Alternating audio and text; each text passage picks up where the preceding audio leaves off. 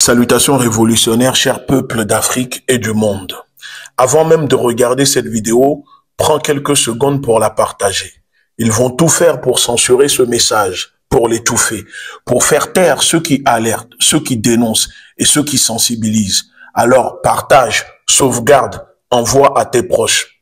Parce que ce que je vais révéler concerne ce que tu manges, ce que tes enfants vont manger et ce que tout un continent va consommer sans le savoir. Je vous parle d'un projet extrêmement préoccupant et dangereux. Encore une fois, l'Afrique et l'Asie deviennent le terrain d'essai favori des fondations privées, sous couvert d'aide humanitaire. Je suis tombé sur un projet très douteux, porté par le jeuniste Bill Gates. L'ajout de vitamines synthétiques dans des aliments de base consommés en masse, tels que le sel, la farine, l'huile, lait, riz, etc. L'idée paraît noble en surface. Lutter contre la malnutrition, selon la version officielle, selon la propagande de la fondation Bill Gates et de l'OMS. Mais en regardant en profondeur, on découvre une toute autre réalité. Ce qu'ils veulent faire, c'est modifier directement les produits que nous consommons chaque jour, sans notre consentement, sans information claire et surtout sans aucun contrôle citoyen ni souveraineté sanitaire. Prenons un exemple simple.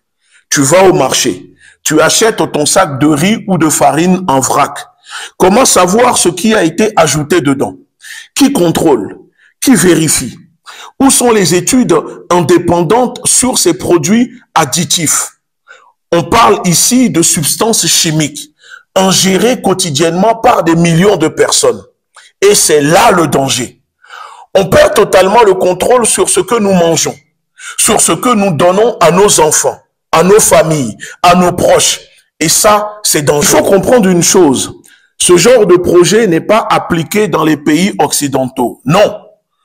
On ne rajoute pas de vitamines dans le sel en Europe ou aux États-Unis sans débat public, sans consentement, sans validation de structures sanitaires indépendantes. Mais en Afrique, on impose, on expérimente et on décide à notre place, sans nous, contre nous.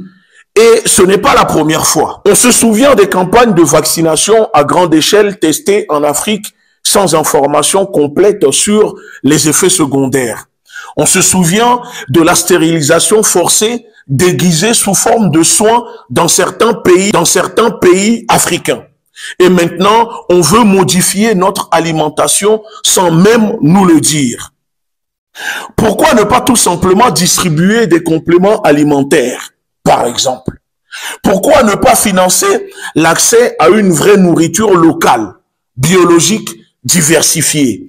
Pourquoi imposer une solution opaque, unilatérale, dans le secret total aux populations africaines?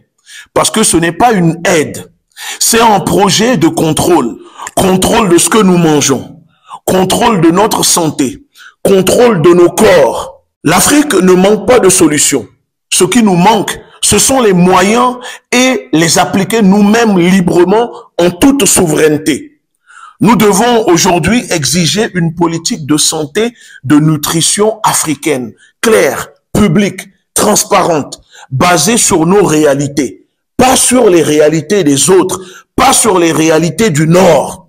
Nous devons renforcer nos laboratoires, nos agences de contrôle, nos comités éthiques et surtout, nous devons dire non à toute intervention extérieure, imposé, sans débat, sans contrôle, sans respect. Bill Gates n'est pas un philanthrope. C'est un homme d'affaires. Et ce qu'il fait en Afrique, aucun pays occidental ne l'accepterait pour ses propres citoyens. Alors, pourquoi devrions-nous continuer d'accepter pour nous les autres? Ce projet est une alerte rouge. Il est temps de protéger notre souveraineté alimentaire, notre santé, nos enfants, notre avenir. Ce que nous mangeons ne doit pas dépendre d'une fondation étrangère, ne doit pas dépendre, de Bill Gates. Ce que nous mangeons doit dépendre de nous. Pour conclure cette nouvelle vidéo, je tiens à vous remercier.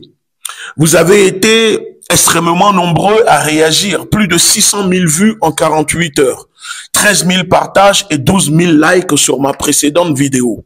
Ces chiffres prouvent que le sujet touche beaucoup et que l'Afrique est en train de se réveiller face au danger des expérimentations menées par Bill Gates avec la complicité de l'OMS sur notre continent. Parce que dans cette guerre silencieuse, le silence tue. L'Afrique n'est pas un laboratoire, non. L'Afrique est une terre vivante, consciente et en éveil. Et vous êtes en train de le démontrer. La résistance continue et elle ne s'arrêtera qu'à la victoire totale.